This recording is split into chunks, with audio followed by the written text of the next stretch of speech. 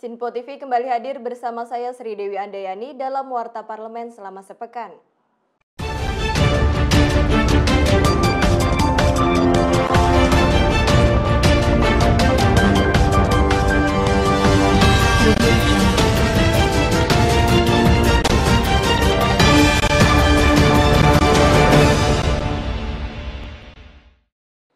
Menteri Pertahanan Prabowo Subianto hadir dalam rapat kerja bersama Komisi 1 DPR RI, didampingi oleh Wakil Menteri Pertahanan Legend TNI M. Herindra.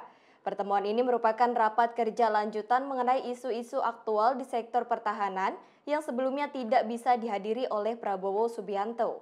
Komisi 1 DPR RI menggelar rapat kerja bersama Menteri Pertahanan Prabowo Subianto dan petinggi TNI Angkatan Darat, Angkatan Udara, dan Angkatan Laut pada Rabu 2 Juni 2021. Pertemuan ini kelanjutan rapat kerja sebelumnya yang tidak bisa dihadiri oleh Menhan Prabowo. Dalam raker bersama Komisi 1 DPR, Prabowo hadir didampingi Wakil Menteri Pertahanan M. Herindra, Panglima TNI Marsikal Hadi Cahyanto, Kepala Staf Angkatan Darat Jenderal Andika Perkasa, Kepala Staf Angkatan Udara Marsikal TNI Fajar Prasetyo, dan Kepala Staf Angkatan Laut Laksamana Yudo Margono.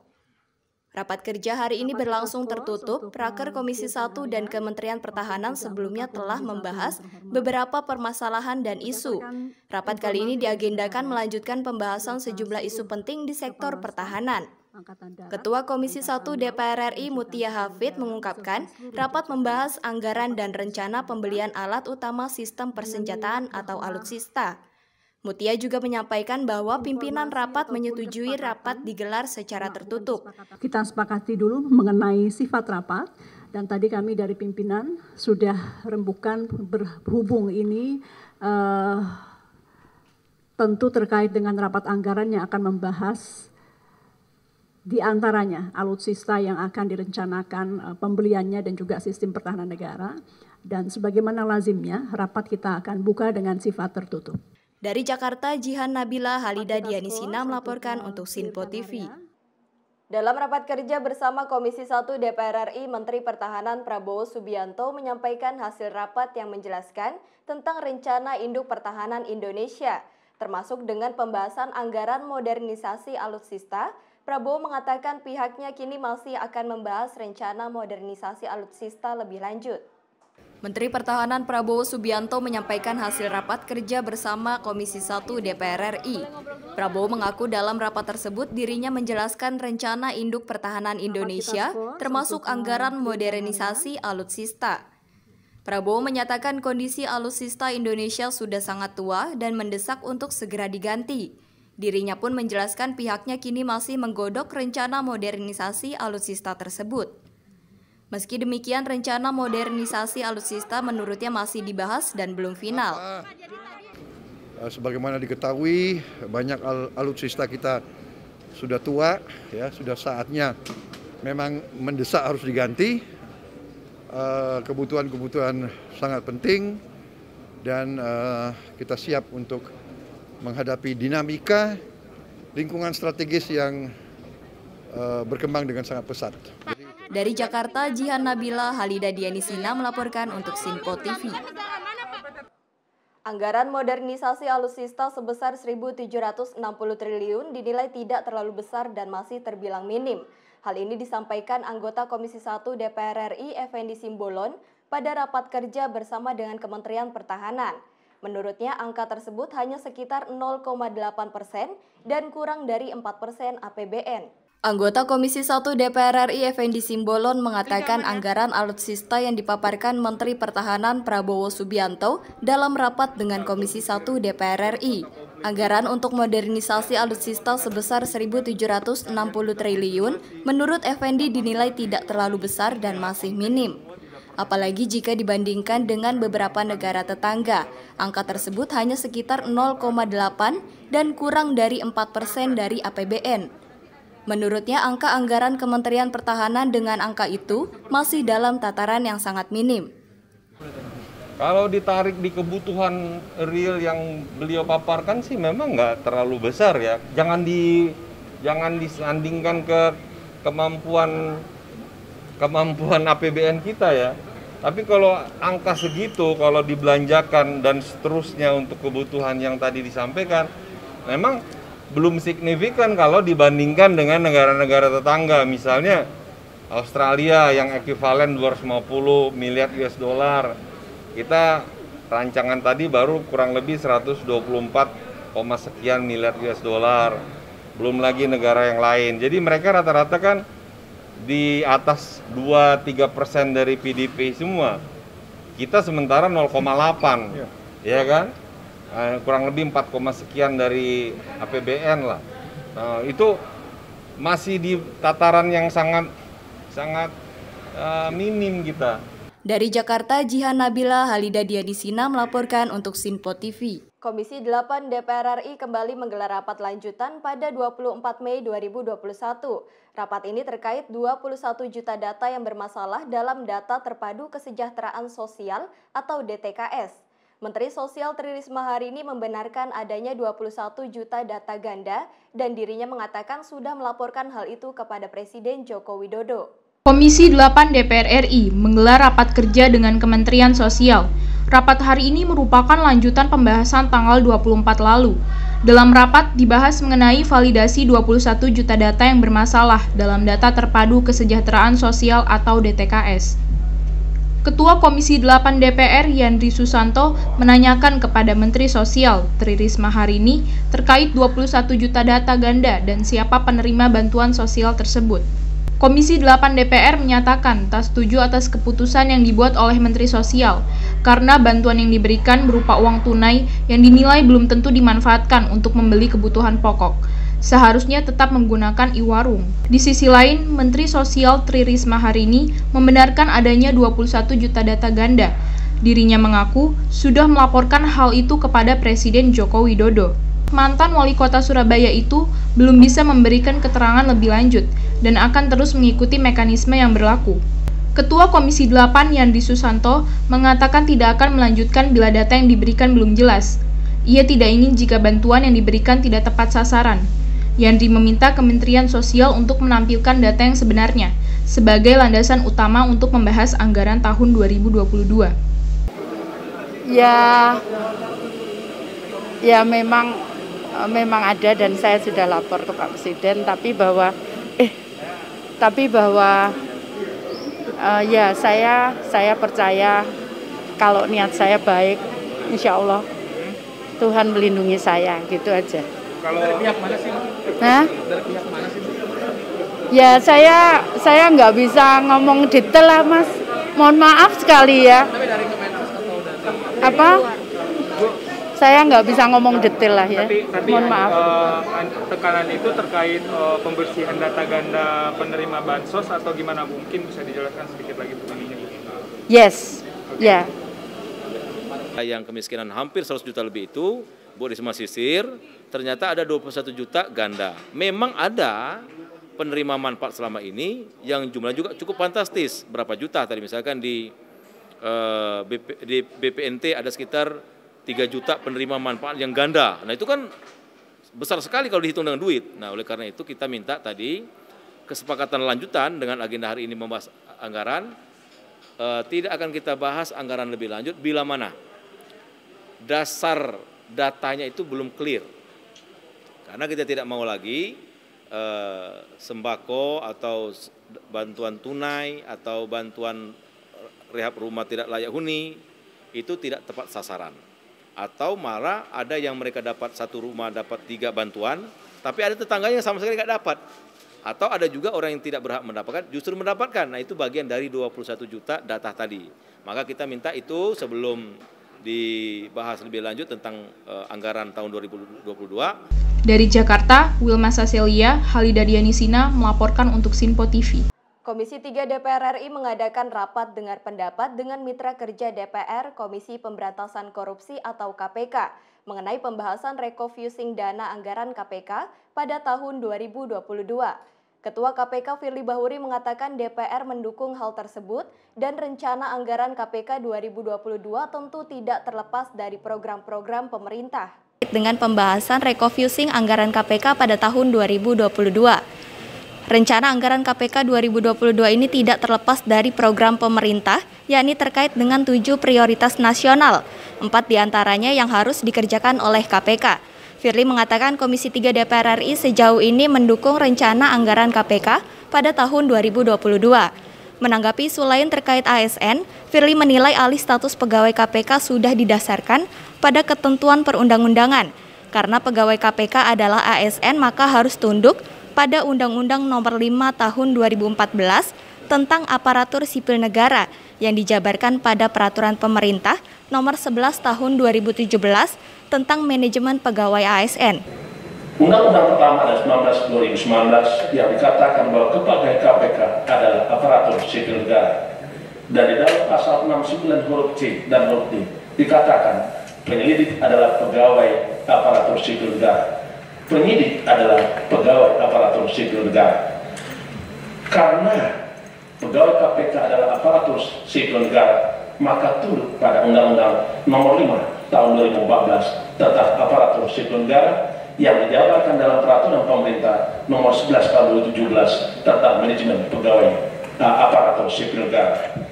Dan tentu juga tidak lepas dari Peraturan Pemerintah Nomor 41 Tahun 2020 tentang pengalihan pegawai KPK menjadi ASN yang dijabarkan dalam Peraturan Komisi KPK Nomor 1 Tahun 2021. Anggota Komisi 3 DPR RI Arsul Sani mengkritisi adanya pertanyaan perihal pelaksanaan tes wawasan kebangsaan KPK yang dinilai bermasalah. Arsul mengatakan pertanyaan yang diajukan dalam tes wawasan kebangsaan seharusnya bersifat terhormat dan tidak mengandung hal-hal yang dinilai personal. Anggota Komisi 3 DPR RI Arsul Sani mengkritisi perihal pertanyaan dalam tes wawasan kebangsaan yang dinilai bermasalah. Arsul pun memperingatkan para pimpinan KPK untuk melakukan kewenangan guna mencegah adanya catatan hitam dalam kepemimpinan KPK saat ini.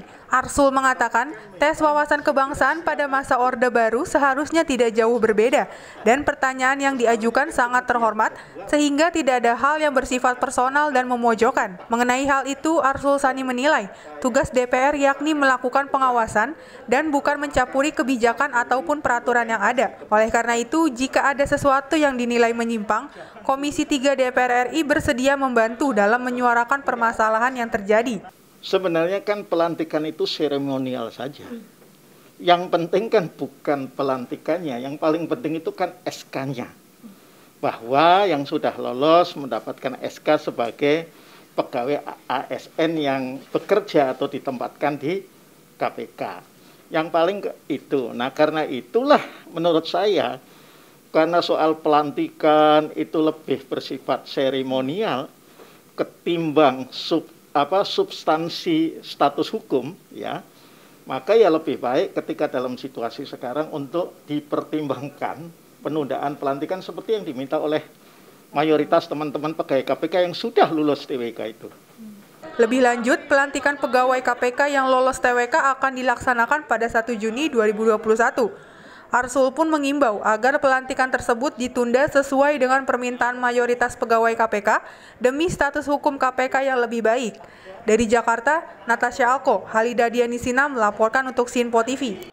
Ketua Fraksi DPR Partai Keadilan Sejahtera Jazuli Juwaini memberikan tanggapan dari pernyataan Sekretaris Jenderal Partai Demokrasi Indonesia Perjuangan atau PDIP yang enggan berkoalisi dengan PKS.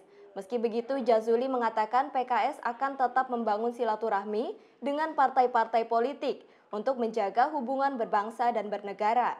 Ketua Fraksi Partai Keadilan Sejahtera Jazuli Juwaini menghormati pernyataan Sekretaris Jenderal Partai Demokrasi Indonesia Perjuangan (PDIP) yang enggan berkoalisi dengan partainya.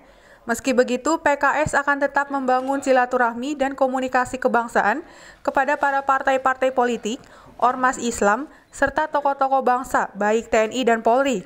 Menurutnya, silaturahmi dan komunikasi akan mencairkan suasana serta mampu menciptakan hubungan berbangsa dan bernegara menjadi rileks. Jazuli berharap pemimpin-pemimpin komponen bangsa di partai politik semakin dewasa dalam menanggapi protes yang datang.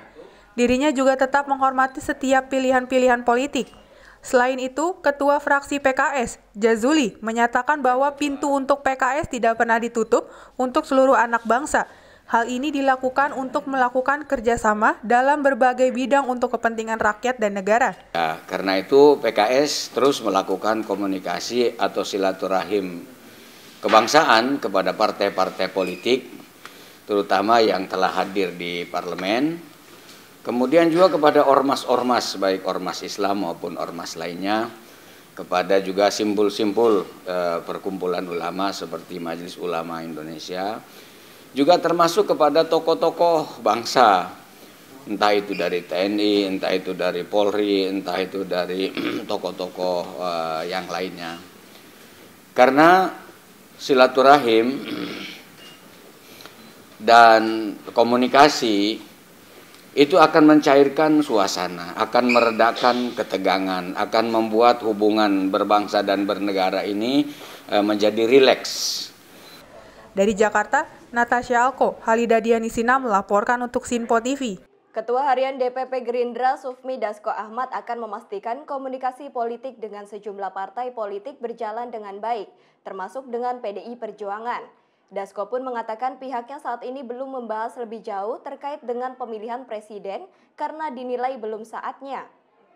Ketua Harian DPP Partai Gerindra Sufmi Dasko Ahmad memastikan komunikasi politik dengan sejumlah partai politik berjalan dengan baik, termasuk dengan PDI Perjuangan. Komunikasi antara ketua umum sejumlah partai politik juga diakui berjalan dengan baik. Namun, pihaknya hingga saat ini belum membahas terkait dengan Pilpres karena dinilai belum waktunya dan ada forum tersendiri untuk membahas Pilpres tersebut. Meski begitu, dirinya mengakui bahwa banyak desakan kader dari Sabang sampai Merauke yang menginginkan Prabowo kembali maju di Pilpres 2024. Ya, kalau komunikasi dengan PDI, baik dengan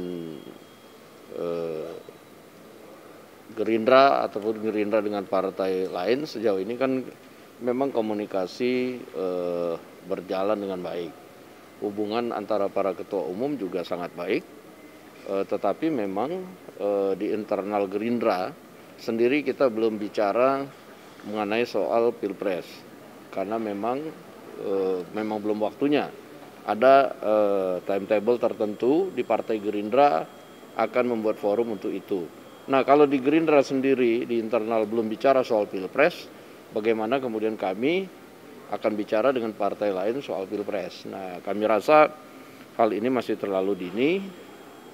Tapi kalau aspirasi kader di bawah, ya itu kan silakan aja karena itu adalah dinamika politik yang terjadi. Nah, hal itu juga belum dipastikan di Partai Gerindra apakah kemudian nanti Pak Prabowo maju Pilpres atau kemudian ada alternatif lain. Karena sampai dengan saat ini belum diputuskan. Walaupun desakan kader dari bawah, dari Sabang sampai Merauke itu memang kuat untuk meminta Pak Prabowo kembali maju di Pilpres 2024. Dari Jakarta, tim Sinpo TV melaporkan. Ketua Umum PDI Perjuangan Megawati Soekarno Putri mengingatkan para kadernya bahwa mereka adalah petugas partai politik yang harus patuh dalam menjalankan tugas partainya. Menanggapi hal ini, politikus PDI Perjuangan Arya Bima mengatakan, sebagai anggota legislatif dari partai politik, tugasnya yakni menerjemahkan Pancasila yang ada dalam tugas legislasi anggaran dan pengawasan. Ketua Umum PDI Perjuangan Megawati Soekarno Putri mengingatkan bahwa para kadernya adalah petugas partai dan untuk itu mereka harus patuh menjalankan seluruh tugas partai.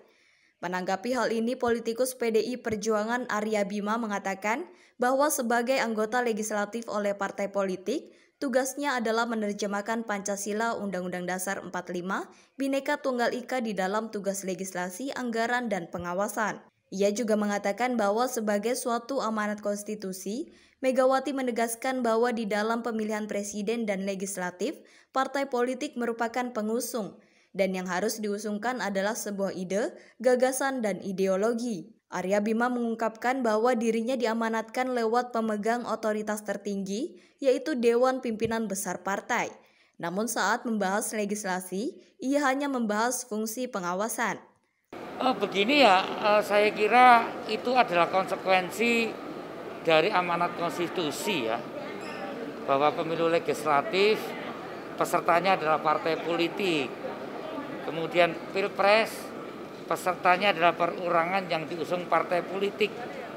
begitu juga turunannya adalah pilkada baik gubernur maupun pemilihan bupati wali kota.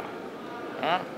Ibu Mega hanya menegaskan sebagai suatu amanah konstitusi yang secara ideologis bahwa di dalam pilpres, pileg, ya, di mana partai politik adalah pengusung, kan tidak mengusung badannya, kan tidak mengusung orangnya, tapi kan yang diusung itu adalah ide, gagasan, ideologi kan gitu.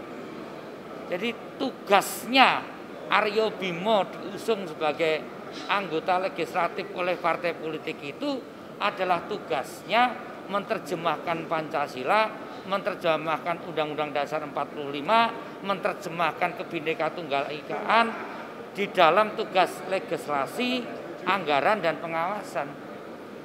Kalau sampai Pancasila diganti, saya akan balik itu meja saya akan maju ke pimpinan. Ya, kalau perlu saya bakar tuh karpet gedung DPR itu. Kalau menyangkut Pancasila mau diganti misalnya ini tugas partai.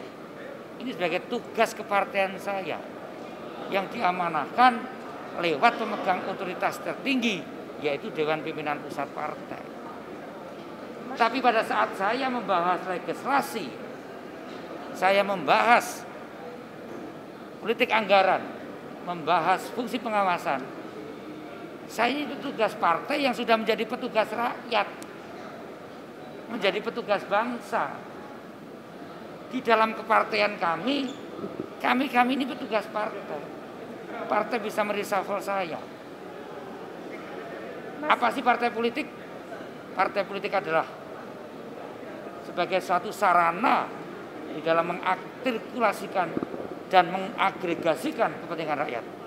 Dan kita sepakat bahwa di dalam kita berdemokrasi pilarnya itu dua, partai politik dan komisi pemilihan umum sebagai pelaksana, sebagai pesertanya adalah partai politik.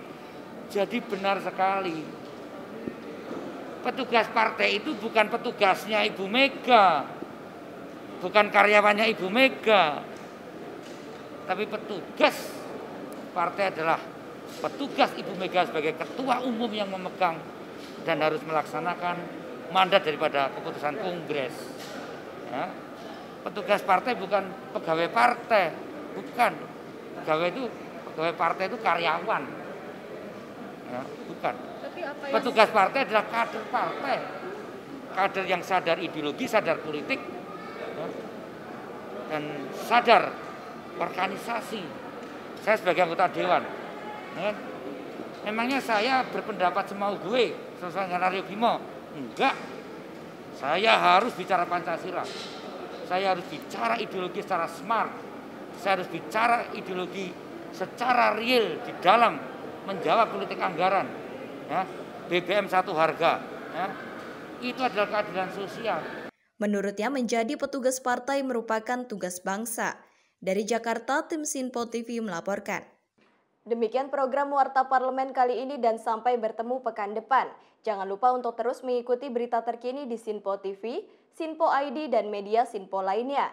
Saya Sri Dewi Andayani dan kru yang bertugas pamit undur diri. Selamat berakhir pekan dan sampai jumpa.